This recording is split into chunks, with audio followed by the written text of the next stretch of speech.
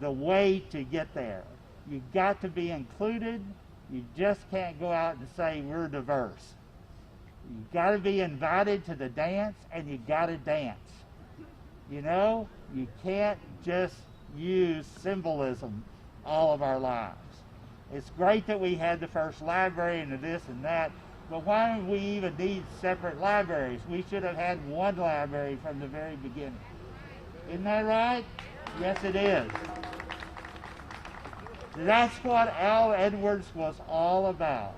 A modest man. Senator Taylor, on the floor of the House of Representatives, there was a famous moment when UTMB was trying to recover from Hurricane Ike. And there was a person who walked to the front of the House and pulled down a tuition revenue bond that would have allowed us to build a building to restore the Jeannie Seeley Hospital. Stopped it dead in its tracks. Dan Branch was carrying a bill. You remember this.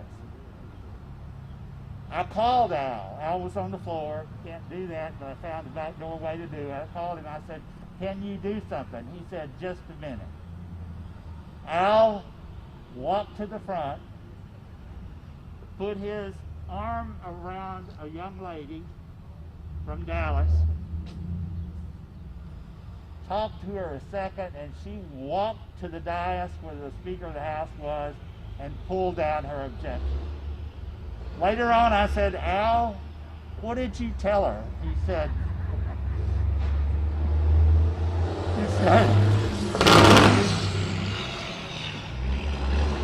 in his very, very quiet way, he just looked at me and shook his head, and he said, I said, this is not your night. So if you want to look at it tomorrow, just go up there and do the right thing. And she did. Al made a difference in history. For us, it was a $150 million difference. It kept UTMB on this island. Many of you would not be employed today if this man had not made those steps forward and changed the course of history.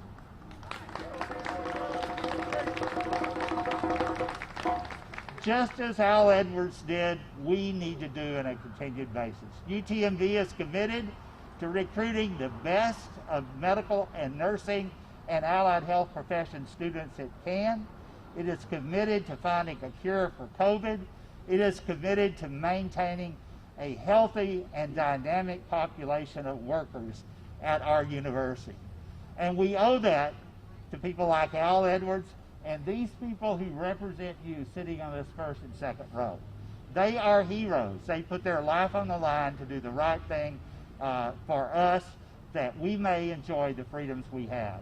We've got to make a commitment to each other to also take care of each other by upholding the principles of diversity and inclusion in all that we do. Or real heroes like Al Edwards will have lived a life without purpose. I believe he lived a life with great purpose. I believe that we as Galvestonians and Americans can really bring ourselves to a new level of inclusion and respect in our society. We must commit ourselves to do that. Justice, yes. Mr. Matthews, thank you for giving me the opportunity to represent the University of Texas Medical Branch.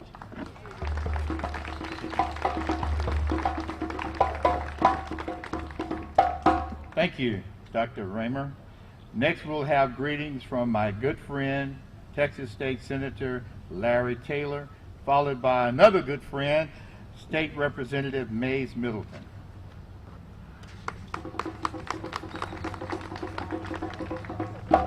Thank you, Doug. And thank you for allowing me to be a part of this celebration here today as we celebrate freedom. I'm honored to represent historic Galveston Island, where this life-changing announcement was made 155 years ago. I've had the honor to attend a number of Juneteenth commemorations over the years, but this one, I know you will all agree, feels different without Al Edwards being here with us. We're all here today celebrating Juneteenth, because of Al Edwards, with whom I was privileged to serve in the House of Representatives from 2002 to 2007 and from 2009 to 2011. For me personally, he was a soft-spoken, humble man of God, always offering a genuine smile and a hand of friendship.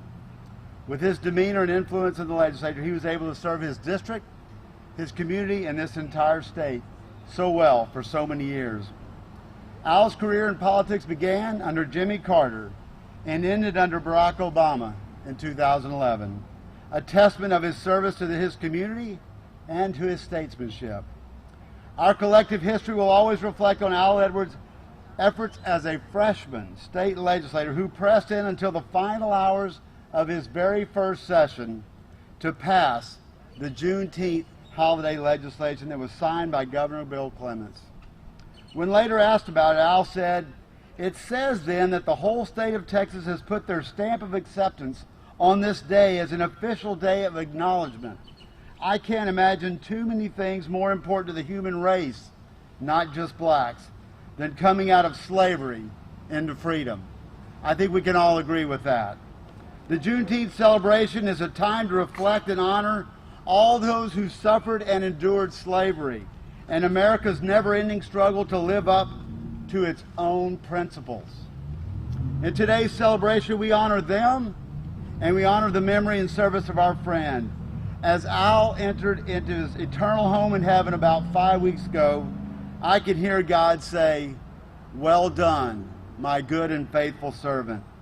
And from those of us who remain here, thank you, Reverend Al Edwards, for a life well lived and a job well done. Your legacy lives on through this holiday, and your efforts will ensure this day is held sacred for generations to come. Thank you for allowing me to be here today.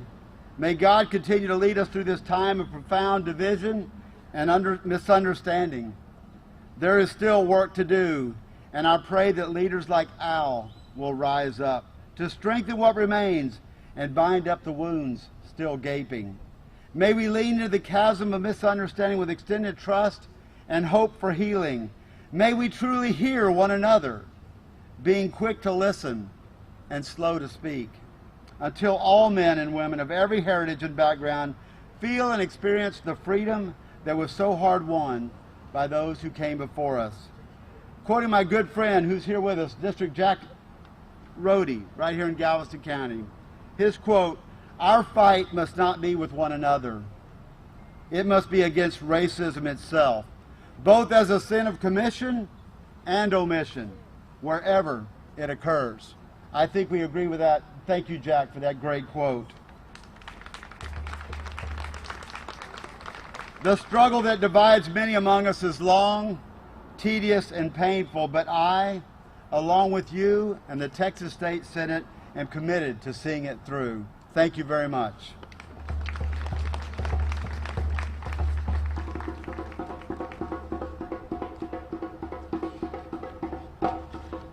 My name is Mace Middleton, and I'm honored to represent Galveston Island and this community in our Texas House. And seeing everybody here today, I think, is the best testament we could have to Al Edwards' life. You know, he taught 28 million Texans the importance of Juneteenth, and that's a legacy that I think our children, our grandchildren, and every future child in this state can forever be grateful for. And you know, today we celebrate June 19th, 1865, and General Granger's proclamation of something that was not just fundamentally right, it was not just fundamentally moral, it was something that God intended for all of his children, that we all be free, and that freedom belongs to all of us. Now more than ever, we must remember that our rights as humans are from God and not from government. And that means government should not get in the way of those rights. Freedom is right to life. Freedom is liberty. Freedom is private property. In trying times like these, we have to remember the sacrifices of those who came before us, like Al Edwards, and grant us the courage to do the next right thing, and that's continue the fight for equality of opportunity for all. Every child should have the same chance in life, and we often miss that mark. We know what our work must be. We know what our calling must be. Today we remember that our rights are from God and that His will was definitely done on June 19th, 1865. Let us continue to do His will and make sure that we have equality of opportunity for all.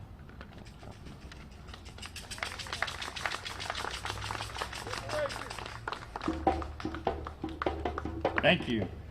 Next, we'll have greetings from Dr. Craig Brown, the City of Galveston Mayor Pro Tem, followed by greetings from Galveston NAACP President Mary Patrick, followed by Pete Henley, Board President of Old Central Culture Center High School, which was the first African American high school in Texas, established in 1885.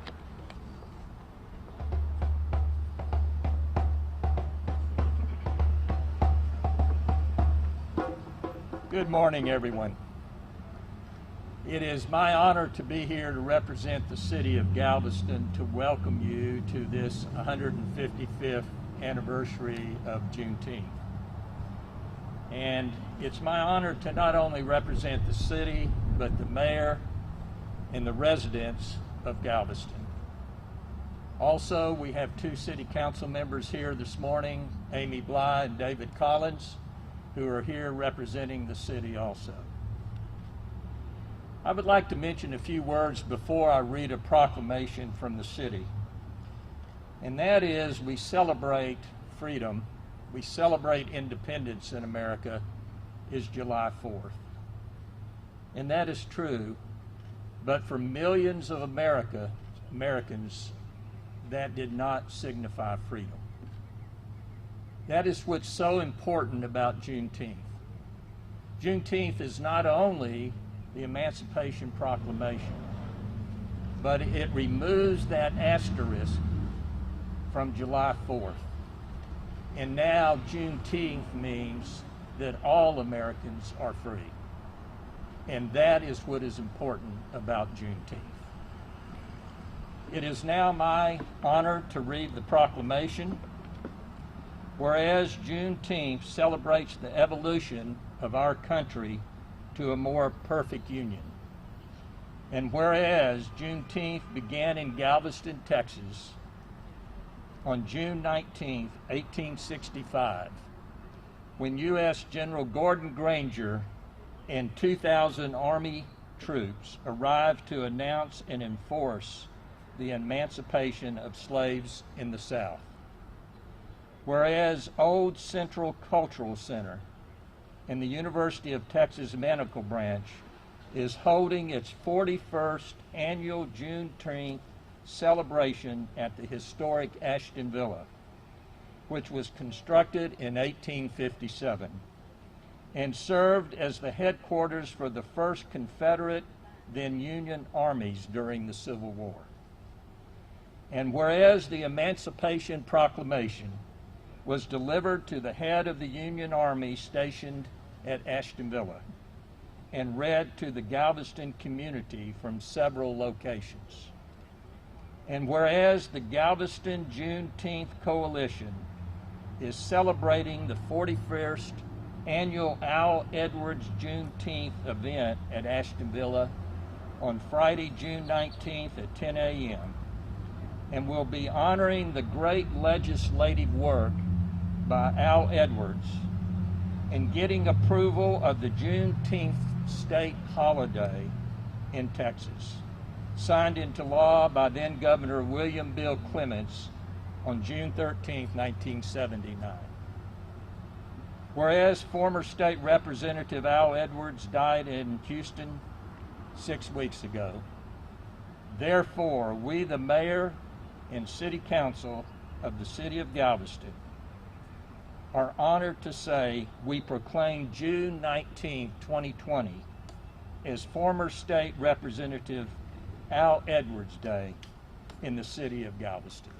Thank you.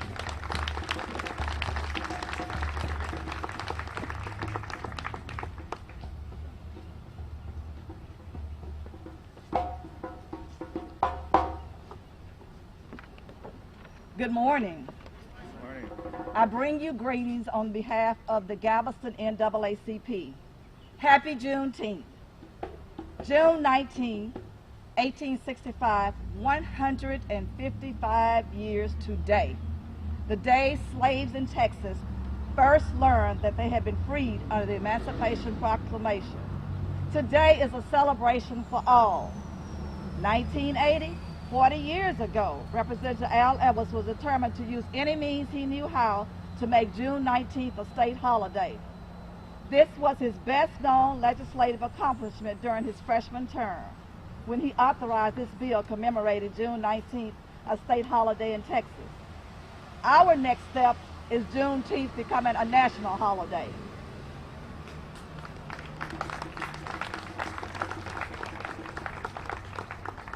Then Representative Al Edwards joined forces 41 years ago with Reverend Councilman James B. Thomas and others to form many great Juneteenth celebrations right here in Galveston, where it all began 155 years ago. I challenge you, number one, let us join together to keep the legacy of Juneteenth alive, and also join in the vision of our national NAACP, which is to ensure a society which all individuals have equal rights without discrimination based on race. My challenge too to you, let us make our voices be heard. The way to send a message to our society is to get out and vote. Get others out to vote. He did what it took to get this bill passed. Let's follow in that same pathway, determination. Get people registered to vote, and let's make sure our voices are heard. Thank you, and may God bless you.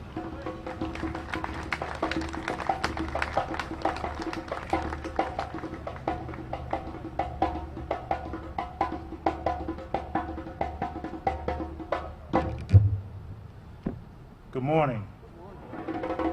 I'm here representing the Old Central Cultural Center and all the board members and everybody that's here on behalf of Old Central, the first black high school in the state of Texas.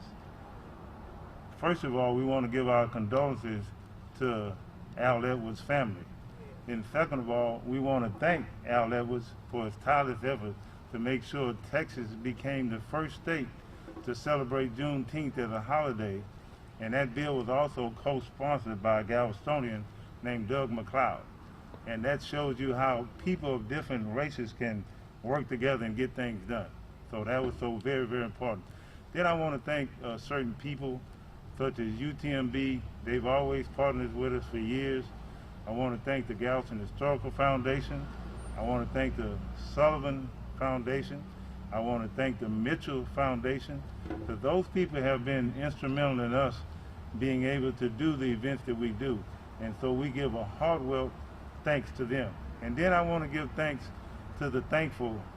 Sometimes some people will relate to them as the thankless, but to me, they're the thankful. And I thank them like the two people I got handing out masks, Miss Alice Gatson, also Miss Jolene Reese Henley. You notice I said Henley? That means that that's my beautiful wife. So she's up there also. But it goes without question that Juneteenth was based upon everybody coming together.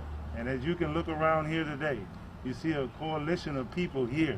And it's so very, very important that we continue to work together, to be together, but most of all, to love each other. That's the most important thing that we can do. And I would be remiss without thanking Mr. Doug Matthews for his 41 years of service for this event and all our Juneteenth events. I know he had to go to a meeting, but also Dr. Ben Raymer of UTMB, been very, very helpful and instrumental in us. There are three things that I would like for you to take away from here today. Remember, they all happen in November. We have the census coming up. Remember, you don't count if you're not counted. So make sure you're counted.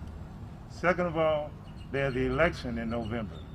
That's one of the most political and important elections that you have, because people died, paid poll tax for you to have the right to vote. So here's your opportunity to show those people, your ancestors, how much you cherish what they did for you. And the third and final thing I'll leave with you in November is my birthday. Thank you.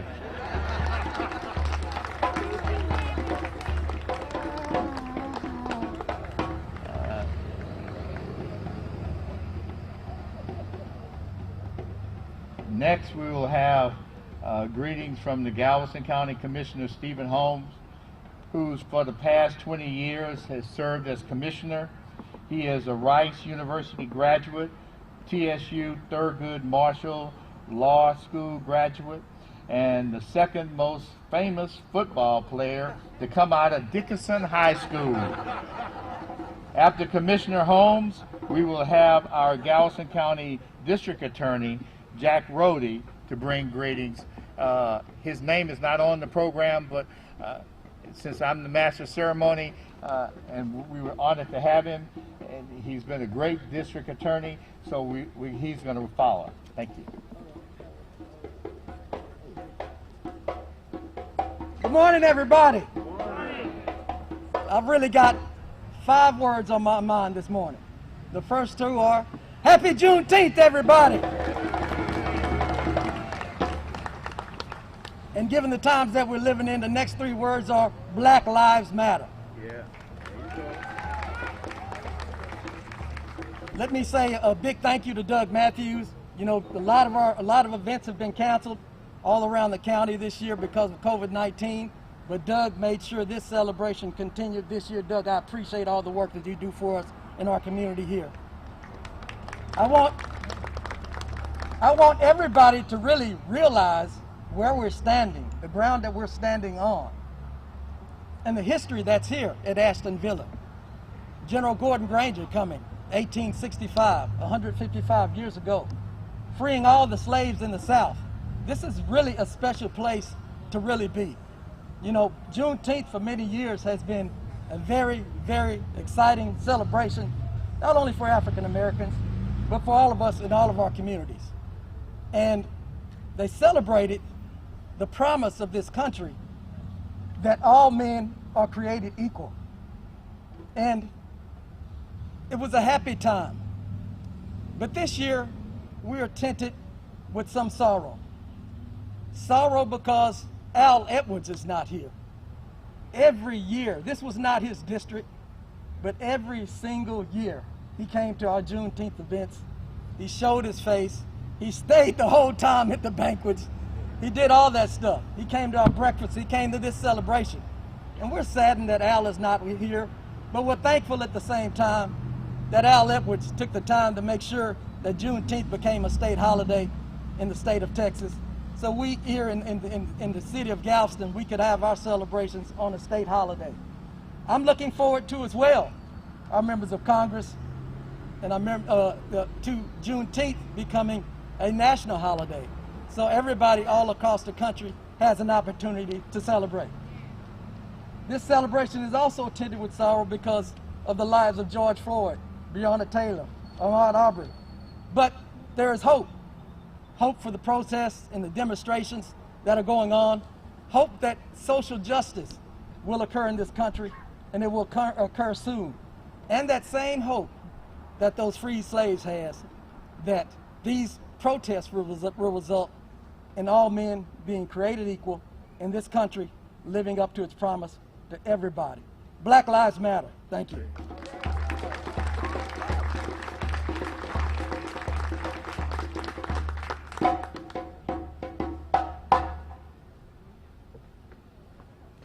Good morning, everyone. I bring you greetings this morning from me and my wife, Nisha, and from everyone at the Galveston County District Attorney's Office. 2 quick things. I know it's hot. One is we celebrate this day because the order and the Emancipation Proclamation, they declared these truths, but we celebrate the hands and the feet that made those truths into a reality in our country, and we honor the work that they did. But we know that there is a lot of work yet to be done in this country for equality and for justice. And so we have to continue that work. Second thing is this. I know that with everything going on in our country right now, there are so many people that are tired and frustrated beyond description at where we are and how far we haven't come and all that lays before us. I could share this with you. Scripture tells us, don't grow weary in doing good, for in due time you'll reap the harvest if you don't give up. So let me encourage you that we don't, working together, we don't grow weary. Because in due time, if we keep working together, we will reap the harvest if we don't give up. God bless y'all.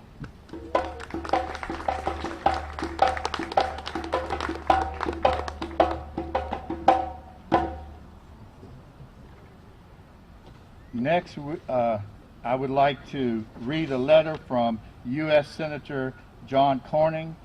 His regional director, Jay Guerrero, was not able to attend today, so I will read the letter. And it says, "Dear fellow Texans, on this day 155 years ago, U.S. Major General Gordon Granger arrived in Galveston, Texas to make an historic announcement.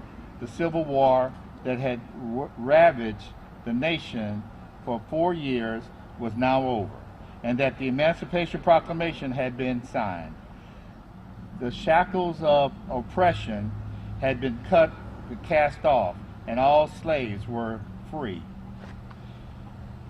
The 155th anniversary of this monumental day comes to 2 months after the passing of one of Juneteenth's biggest supporters.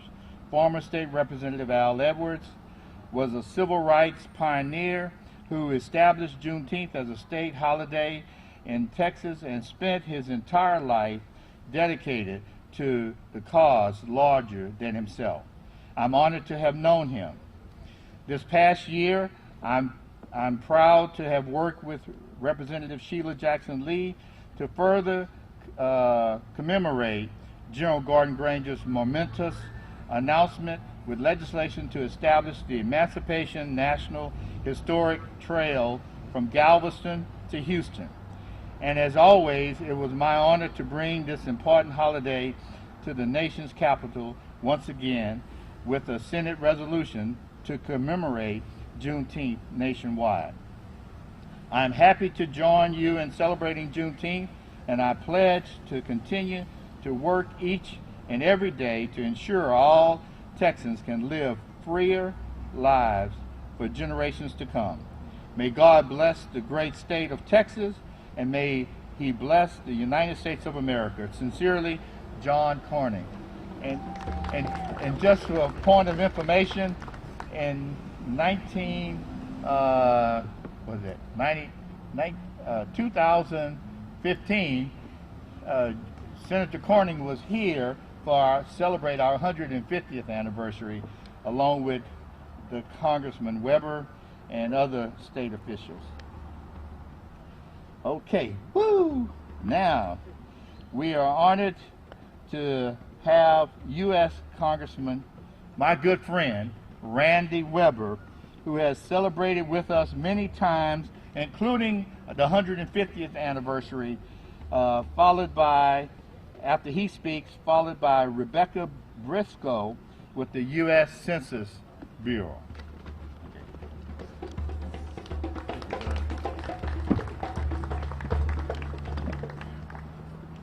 I think I'm going to break away a little bit because I want to be clearly seen in my comments, and I appreciate the opportunity.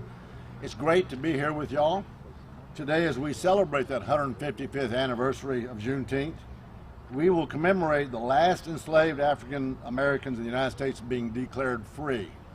Actually, I'm going to give you a little history, a little bit different perspective, because Abraham Lincoln actually did the proclamation, Emancipation Proclamation, according to Wikipedia, and you know, if you read it on the web, it's true, right? September 22nd, 1862, it was to take effect January 1, 1863. Now, we're going to do a little math here. Our good friend Al Edwards, and I was so glad the pastor prayed for the Edwards family.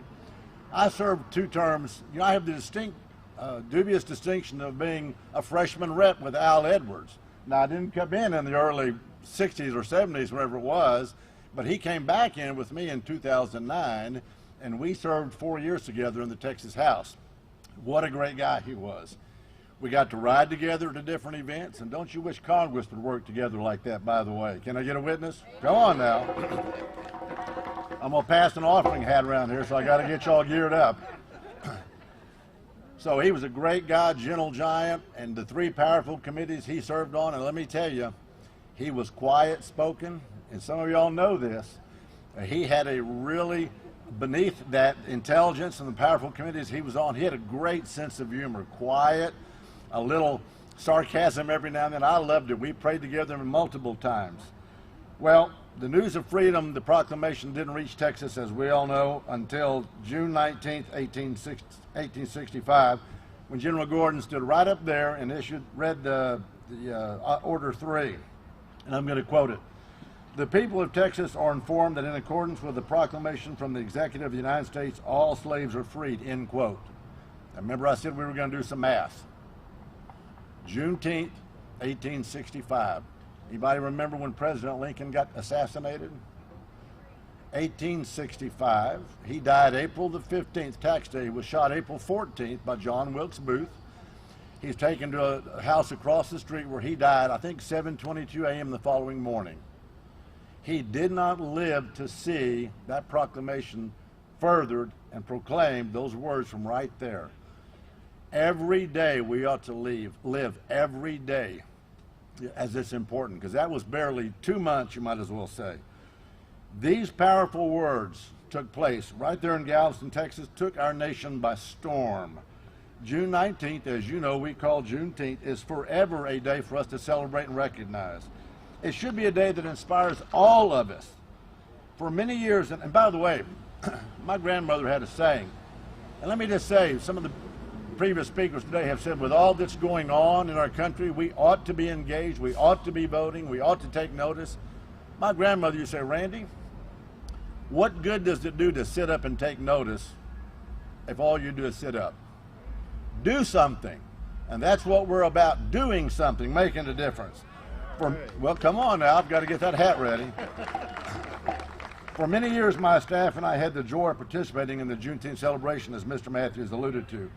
It is an absolute honor to be here. Thank you for that invite, Doug. Although Texas has been celebrating this since 1865, this Juneteenth is not the same as the last we've celebrated in the past 40 years because of Al's passing. This statue back here really doesn't do him justice. What a gentle giant among friends, among Americans he was. Can we give Al and the Al Edwards family a hand? The unity and brotherhood displayed in our Galveston community each Juneteenth is remarkable. I'm going to grab a little water here, trying to come up with a dry throat. Thank you. The knowledge of sacrifice and commitment that goes hand in hand with liberty and equal rights ought to propel us forward. Let's do more than sit up and take notice. Let's get involved. Compels us to remember, vote, call out injustice when you see it. I thank you for y'all's commitments to your brothers and sisters. We all ought to have that commitment. The remembrance of Juneteenth is of great national significance during this time now more than ever. Think about how important that is. With our country coming to grips with our shared history, we're forever reminded that Juneteenth is not just another holiday. We are ever reminded, as the late Representative Edwards once said, every year we must remind successive generations that this event triggered a series of events that one by one defines the challenges and responsibilities of successive generations. That's why we need this holiday, end quote. Was he right? Was he right? Right. All right, getting y'all geared up here. Now, a good friend of mine, Sam Collins, had a great, we've been texting back and forth about some different history and some articles being written. He says, according to his maternal grandmother, she said that slavery was in because of men and guns. So it took a war, people. It took a war, people, to make that happen.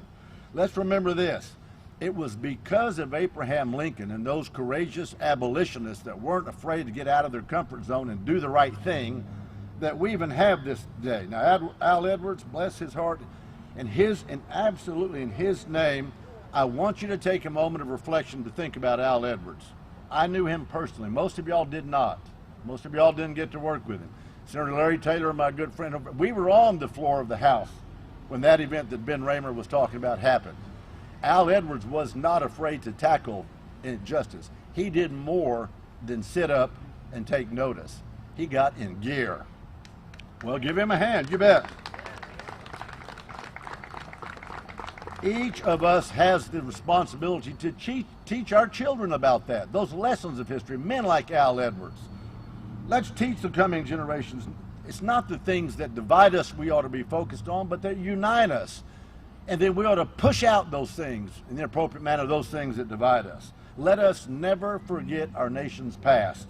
Let us also remember God's grace in spite of historical circumstances, especially during this COVID virus thing going on and all the unrest and turmoil. Let's turn to God to help us remember who we are and where we came from. We can be God's example to future generations by spreading his message of love and forgiveness. Let us lead this nation right now with hope, love, and enthusiasm for the future for all Americans. The evils and oppression of slavery, of racism, have no place in society, not then, not now, not ever. Therefore, we must remember the moments like Juneteenth that have changed our nation for the better. We must grow from here and strive to always celebrate the life, liberty, and the pursuit of happiness, those unalienable rights granted to us by our Creator that are the foundation of our nation. And folks, that means life for George Floyd, for Rashid Brooks, absolutely, give them a hand. Everybody, every single person. Let us redouble our efforts to ensure that this happens in the spirit of Abraham Lincoln and our brother Al Edwards to build a more perfect union. Today and every day we must vow to honor the sacrifices of our ancestors and remain committed to the work ahead. I wish each and every one of you a happy Freedom Day. May God bless you. And Mr. President, it is time to make Juneteenth a national holiday.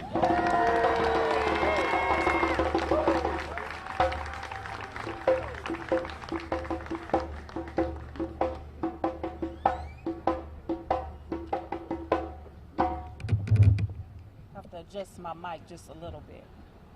Good morning. I bring greetings on behalf of the U.S. Department of Commerce, U.S. Census Bureau, and I'd like to personally recognize the commitment and unwavering support of Mr. Douglas Matthews and Mr. Pete, who has embraced us with open arms to ensure that Galveston is going to get a complete and accurate count. The decennial census is a huge undertaking where I'd like to personally acknowledge our team of efforts. We have in the back our recruiting manager, Mr. Robin Griffin, our senior partnership specialist, Acacia Croft, our media specialist who's been wrangling all the media this morning, Ms. Terry Bryant, our partnership specialist, Tiffany Guillory, and our partnership specialist, Frank Hooper. Today, history was made, June 19, 1865. Over 200,000 slaves were emancipated, freed, and families liberated forever. We at the Census Bureau, we're history makers too, and have been collecting quality data since 1790 under Article 1, Section 2 of the Constitution. Just as General Granger empowered former slaves, the census provides power and money. Power through apportionment, your congressional seats, and money for programs that we utilize every day, such as SNAP, Medicaid, or hospital districts and education. The best response to the census is a self-response.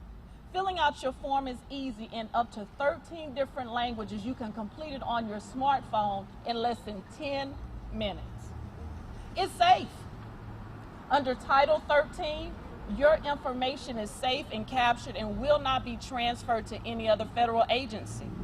Every employee with the Census Bureau takes a lifetime oath with up to heavy fines of $250,000 and up to 5 years imprisonment. In many areas, we're still recruiting. People are looking for jobs. Well, guess what? We're hiring today at www.2020census/jobs. where the pay rate for Galveston is $19 to $21 an hour, plus mileage and paid weekly. Enumerators will start visiting your households this summer in August wearing PPE. So during the global pandemic, I also want to let you know that our operations have extended to October 31st, 2020. So I want to see Galvestonians by a show of hands. How many have completed their census? Okay. And how many have not? Because my employees are going to find you and we're going to capture that information today. Galveston self-response as of today is 39.1% compared to the state self-response of 55.6%. So in order for cities to qualify for federal grants such as FEMA and hurricane disaster funds, we need to have a population of over 50,000 people. So Galveston, we have some work to do. And my team of employees are here for that. So if you want your teachers to look like the students they teach, fill out the census form. If you want more police officers that look like the communities they patrol, fill out the census form. If you want our first generation college students to have a chance to start and finish college with a degree, fill out your census form. If you want hospital districts such as UTMB to continue to provide cutting-edge research and innovation, fill out that census form. And if you want Old Cultural Center to continue to leave a legacy, please do the same. We appreciate your support, and like I said, I have employees that will be looking out for the ones who had their hands up that did not self-respond, so thank you. Oh Lord, my heel is stuck. Okay.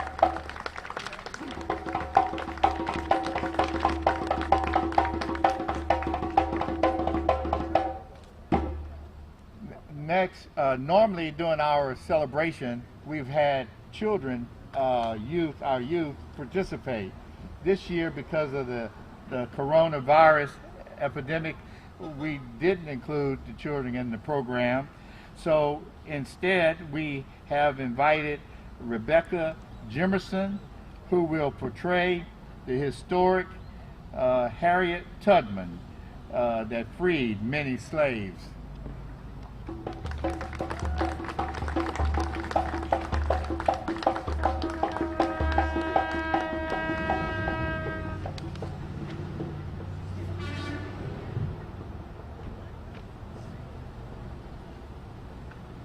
We's are free? We're free? I'ma spread the word of freedom down Emancipation Trail. I was born in 1822. I was a conductor of the Underground Railroad for 8 years. And I can say what most conductors can't say. I never ran my train off the track, and I never lost a passenger. They call me Moses for leading my people from the south to the north to freedom. If you hear the dogs barking, keep going. If you see the torches in the woods, keep going. If they're shouting behind you, keep going. Don't ever stop, keep going. If you want a taste of freedom, keep going. I had crossed the line to which I had so long dreamed of. I was free. But there was no one there in the land of freedom to welcome me. I freed 1,000 slaves. I could have freed 1,000 more if they only knew they were slaves. To fight slavery, I was a nurse and a cook in the Union Army. I was a spy.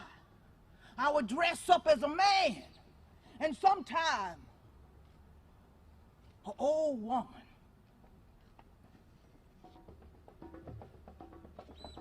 I was a scout. I know this land. I know this sky. I was the only woman, the first woman, to carry out an assault in the Civil War, the Combahee River Raid, freed over 700 slaves. I'd reasoned this out in my mind. There were two things I had a right to: liberty or death.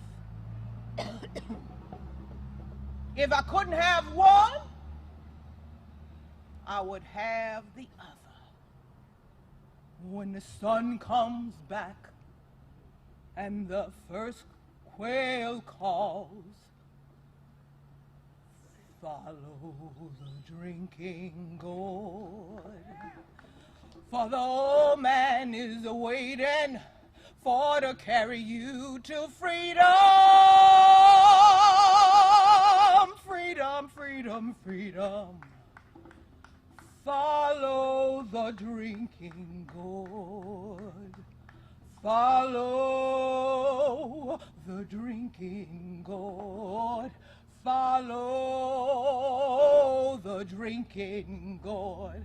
For the old man is waiting for to carry you to freedom. Freedom, freedom, freedom. Follow the drinking gourd.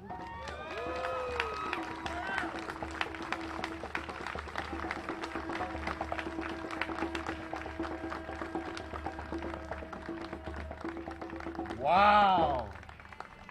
Thank you. Next on the program, we have the Thomas family members will give the Reverend James B. Thomas Award.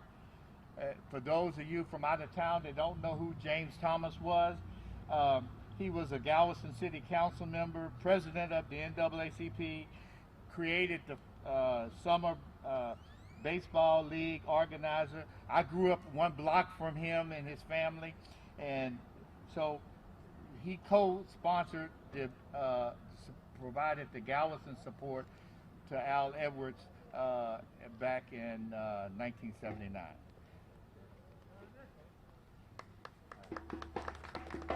Thank you. And again, thank this committee for always giving the opportunity to honor Reverend Thomas, especially you, Doug, since we grew up in the neighborhood together. The most significant thing, and if anybody here is from Galveston, Reverend Thomas had one motto: Black Lives Matter. If you knew him, you know what I'm talking about. We really appreciate them giving us the honor to give this award out for somebody here in Galveston that still hold on to the legacy of what Reverend Thomas was about. One significant thing that we also want y'all to remember about Reverend Thomas, this day was very significant for Reverend Thomas. The reason for that, it was significant because Reverend Thomas, my family, was slaves to the founder of Galveston. On 155 years ago, my great-great-grandfather was here when Gordon Granger read that statement. And at that time, after that date, our family history tells us that we dropped our slave name as Menard and we became Thomas.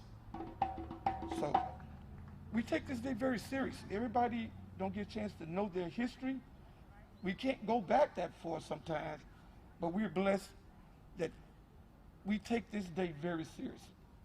Can you imagine my grandfather during the Civil War? Abraham Lincoln, we read history but never think about what were they doing during those times.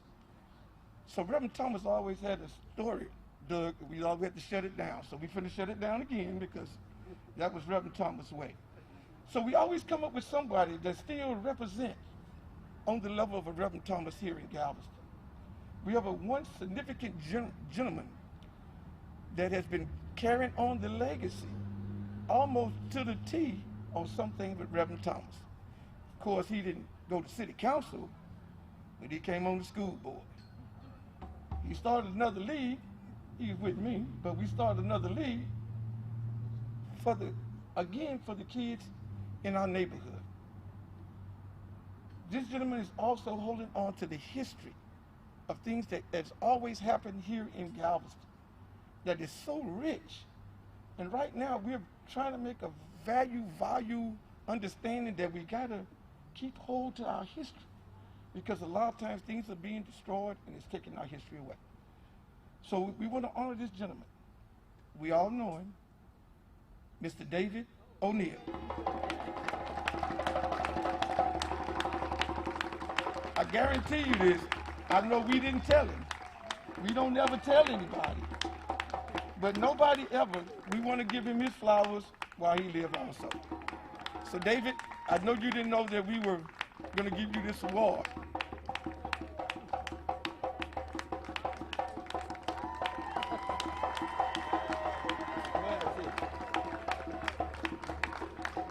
We also played on the same Little League team together. We used to beat Doug and them.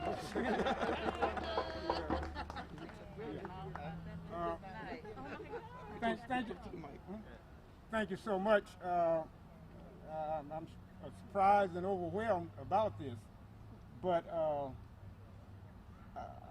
and I think it's most appropriate that I receive this at Juneteenth. And now I want to thank everyone for this award. I was surprised and overwhelmed by this, and I think it's so appropriate that I received this award on the actual day of the 19th of June, and that the 19th of June is a day of reflection of the great history and understanding the reflection that Galveston was the center of that concentric circle of freedom, education, and arts. It's just I'm somewhat lost for words, and that's usually not my forte. I've always got a lot to say. But again, I just want to say thank you.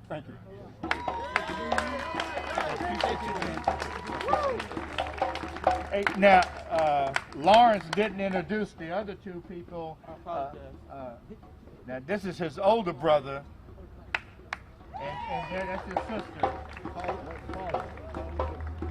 Paula and Eugene. I'd like to say one other thing about David O'Neill, who just received that award. He is also our treasurer on the Old Central Culture Center Board of Directors. Okay, we're almost through. Next we'll have Al Edwards' children that's going to speak briefly about their dad. And then I would like to thank and recognize two people that helped me each year during the that's Diana Davison and Kathy Tiernan, as well as our 2020 sponsors that's out in the program. Okay.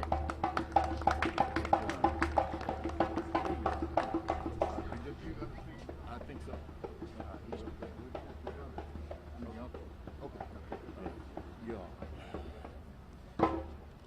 Good evening, good afternoon, or good morning, I guess, depending on the time zone you're in. My name is Jason Edwards. I'm one of Al Edwards' children. I'd like to acknowledge my sister Alana Edwards, my brother Al Edwards II, my uncle David, my mother, Lana Edwards, and my cousin Alfred is here, all from Houston. Of course, like we've said this morning, you know, it is definitely a different Juneteenth. Usually we would be late, but we'd be late because we'd be listening to directives of Dad to get us down here for Juneteenth and bring him. So it is a little different. But we want to thank all of you for wrapping your arms around him for all of those years. There were some times we couldn't make it, and we would hear stories about you all. And there were years that we were here in the 80s when Muhammad Ali joined, and when we were very young kids. And so we've got stories that go back to the very beginning. I had a good conversation with Mr. Matthews, or Dad would call Old Doug, and about the first event that had 12 people, and I think 4 of the people were someone's kids. Reverend Thomas's kids. Reverend Thomas's kids, right. Well, we'd like to thank everyone on the Juneteenth Host Committee.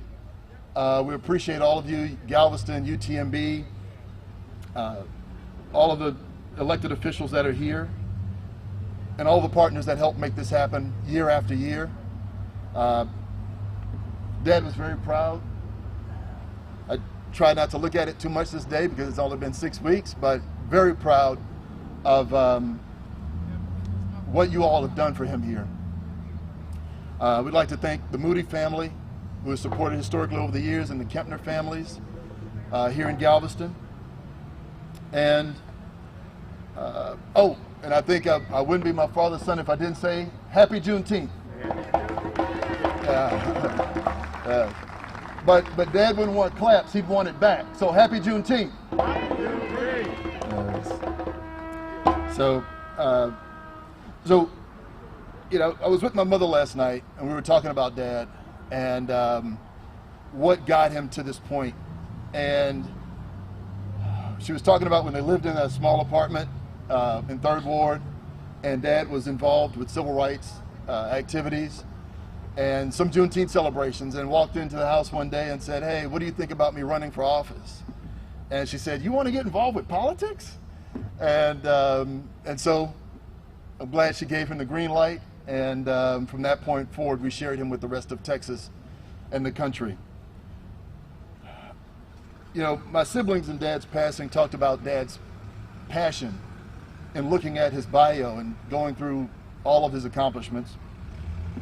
And his passion for politics and his passion for Juneteenth was more of one for education of African American history that was consistently denied in the Texas education system and around the country. I think someone asked me this morning in another interview, what was the role of Juneteenth in today's time? And I think one of the biggest things is that a lot of white Americans and non-black Americans are waking up going, I took U.S. history, but I didn't learn about the Tulsa race riots. I didn't learn about Juneteenth. I didn't learn about Emmett Till, and all of these things that we learn in our household. And so it's an awakening about education reform in this country. I told this story this morning also about Dad. I called him once. He was on the Texas State House floor, and he was upset. And he said, "Son, I just had to defund and hold up the funding for the Texas Department of Education. Now, I hope I'm not stepping on toes, but you know who my dad is, and I'm just doing what I think he'd want me to do." And he said they would not put Barack Obama's name in the history book. They would label him the 44th president everywhere in the history book, so we just held up the funding. So I think in the role of Juneteenth in today, it's a never forget moment for us. It's a never forget moment for everybody, whether you're white or black. And what has to be done and what wood still has to be chopped in this country around education, which is the root of misguided values. And it allows America to turn a blind eye to what happened in this country. The whole forget about it, but we never can forget 9/11. There were some other things that happened that were catastrophic in this world, like the Jewish Holocaust, the African slave trade, and other major events, and we will never forget. I will say this.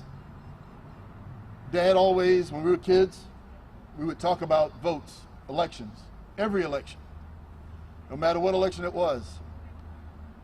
I remember I told Miss Lee, Congressman Sheila Jackson Lee, when I was in St. James, I remember her talking to Dad about trying to win her first election. Votes matter. Sheila and Congressman Lee and Congressman Green are treasures to our community. And Dad would always say in his elections, in those later years, Jason, in my district, there are 150,000 eligible voters. About 50,000 are registered to vote, and about 10,000 voted. These are statistics that we heard over. So we can protest in the streets, but we got to protest in the polls.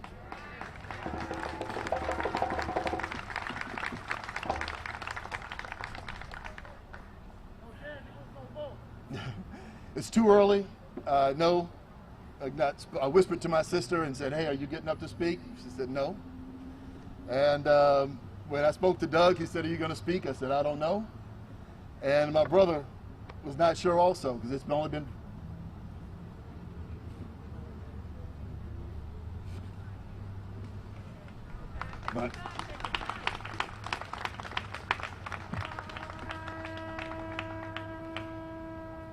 But we're extremely proud, and we thank all of you. We're here to say, through numerous phone calls and conversations, that Juneteenth USA, which Dad founded in 1985, now has a new board of directors, my brother, my sister, and I, and we'll be expanding that to carry on Dad's legacy of advocacy around education reform and education about Juneteenth and other Black history in this country and around the country. So they've put me as president in this first transition, and we're going to rotate. So we look forward to engaging with the community, carrying forward the legacy, and never forgetting. Thank you.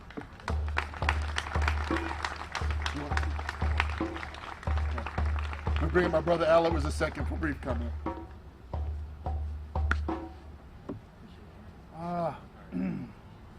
Good morning, and happy Juneteenth.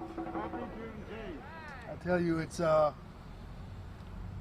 this is a different Juneteenth than the previous 41 for me. The first one, I was 7 years old. My first one as a legal state holiday. A few things I want to say. As Al Edwards II, I think my dad has always sort of pushed me out to learn to speak for him, speak for my younger sister, my sister and brother, because I was the oldest. Wasn't always a role I embraced, but on today especially, this first Juneteenth, since my father has completed his work, I want to say what I think he would probably say, which is thank you. Today, 46 states in this country recognize Juneteenth. And here in Texas, one of the reddest of red states, with a governor by the name of Bill Clements in 1979, on the last day of the regular session, Al Edwards, a freshman legislator, did some horse trading and got the first state recognized African American holiday on the books in the United States. And that is a thing worth celebrating. I want to say a couple of things, but the first thing I want to do is say he began pulling that sled when no one knew it was a sled. But to get it to be recognized with the momentum that it has now took all of you and all of us and some teammates that ran part of the way and took their rest over the course of those 41 years. It was not his work alone.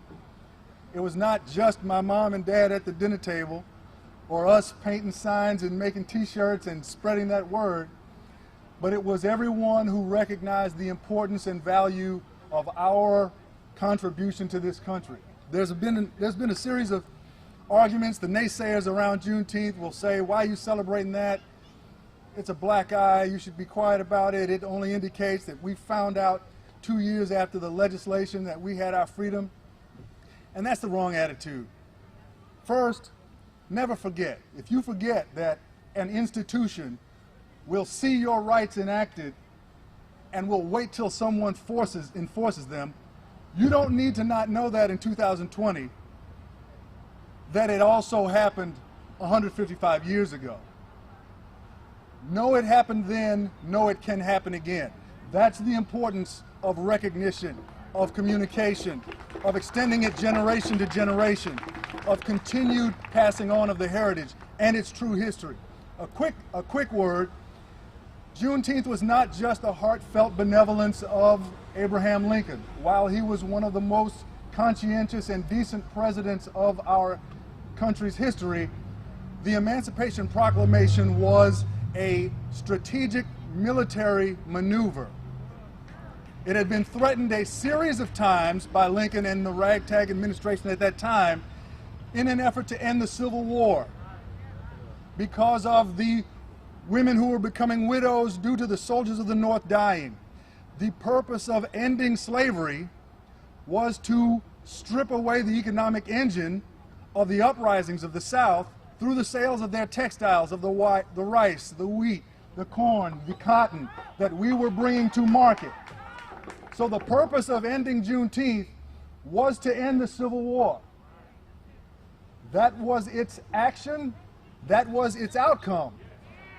Our freedom was our right, whether it was given to us by kindness, by strategy, or by the true giver of it, which was God, who saw the need and the right for us to stand here today free and to speak our word as it is free, to be truthful freely, and to be disagreed with and to disagree, and to remain that way because we are, as we were then, true citizens of the United States. Those who built it, those whose blood fills this ground, those who stood here and got their freedom on that day, and all their descendants. And this is not just a black holiday. It is our day. It's a day when you, if you're not black and descended from someone who was less conscientious than you, can say, I am better. I've learned. I've improved. I was taught wrong. Now I know right. I'm born into a world where I see a person and that person is just like me, no matter what their skin color is. Their rights are my rights. Their pain is my pain. And we will all operate on the basis of love and dignity. So Juneteenth is everyone's opportunity to celebrate what the country was and to acknowledge that we are those enlisted to make sure it's never that again, to emblazon it in history, just as we do the dark past of the Confederacy, and to move forward with the country on the basis of our true values and our true character. So, on today, my father would say thank you. If 46 states already recognize this as a holiday, if states send employees home, banks close for half a day, we know that this locomotive is going toward the paid federal holiday of Juneteenth in this country. It was our work and our doing on this ground, this actual piece of real estate here in Galveston, Texas. This is where it happened, that African Americans received their freedom in the South, delivered by the word of the U.S. government. It's not to be taken away from us. It's not to be muzzled or silenced or marginalized. It is Freedom Day for African Americans in the United States. It is our day. White, black, Asian, Mexican American. It is a United States holiday, and it needs to be recognized as such, and it needs to be passed into legislation as such. So, thank you, and happy Juneteenth.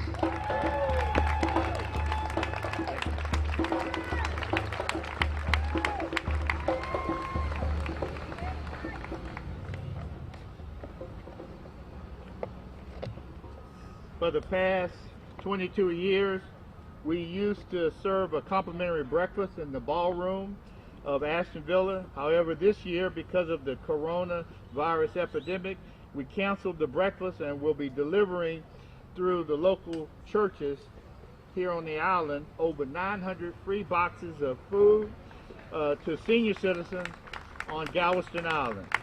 The labels on the boxes will says compliments of our Galveston Juneteenth sponsors. We would like to thank all of the news coverage of our Galveston Juneteenth celebration this year, especially our Galveston County Daily News, which is the oldest newspaper in the state of Texas.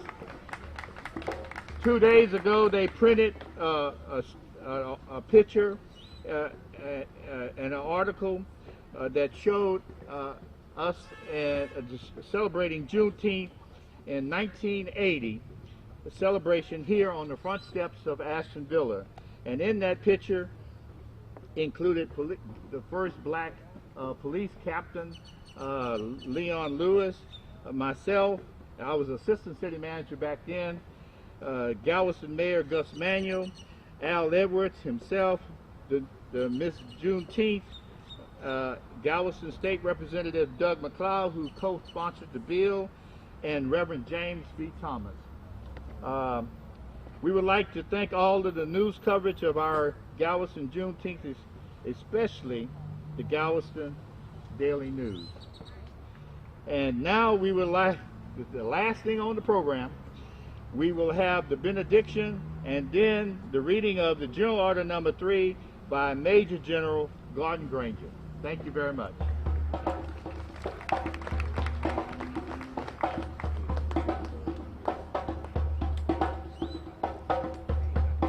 Let us bow our head in prayer.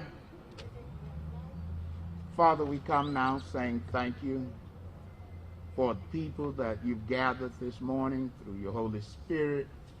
We thank you for the presenters, all that have spoken, and you've spoken through them. But most of all, we thank you for your presence and the auspices of the Holy Spirit. May the Lord bless and keep you. May the Lord make his face to shine upon you and be gracious unto all of us. May the Lord lift up his countenance upon you and give you peace. Let us all say amen. Amen.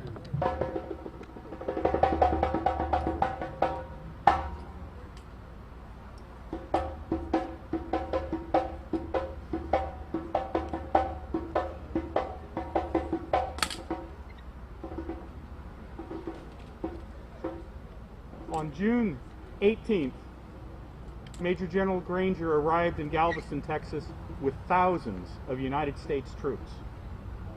Both the troops that you would expect and also United States colored troops, mainly from the Chicago area. The piece of paper and the words didn't grant the freedom.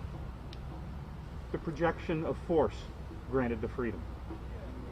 This is a copy of one of the originals of the bills that he had. There are 4 general orders on it that were then promulgated throughout Texas. They were telegraphed across, and they were carried by the Galveston Daily News. The most important one for us is the 3rd general order. Headquarters, District of Texas, Galveston, Texas, June 19th, 1865. General Orders Number 3. The people of Texas are informed that in accordance with a proclamation from the Executive of the United States, all slaves are free. This involves an absolute equality of personal rights and rights of property between former masters and slaves, and the connection heretofore existing between them becomes that between employer and hired labor. The freedmen are advised to remain quietly at their present homes and to work for wages. They are informed that they will not be allowed to collect at military posts, that they will not be supported in idleness either there or elsewhere, by order of Major General Granger.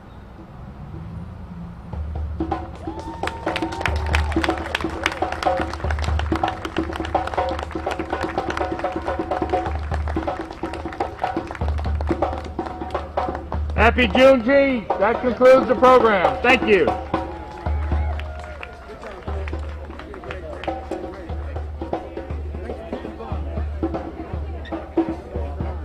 Ha ha ha!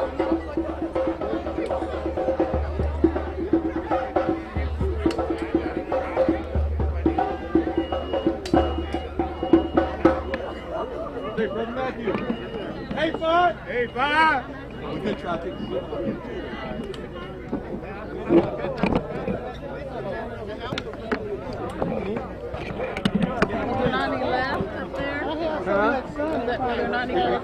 just take one of those. Yeah, that's what I'm doing. Grab that one. Let's try to get this quick. Yeah, just grab it. Oh, go ahead. Thank you so much. There we And go. the brother from All right. 39. Hey!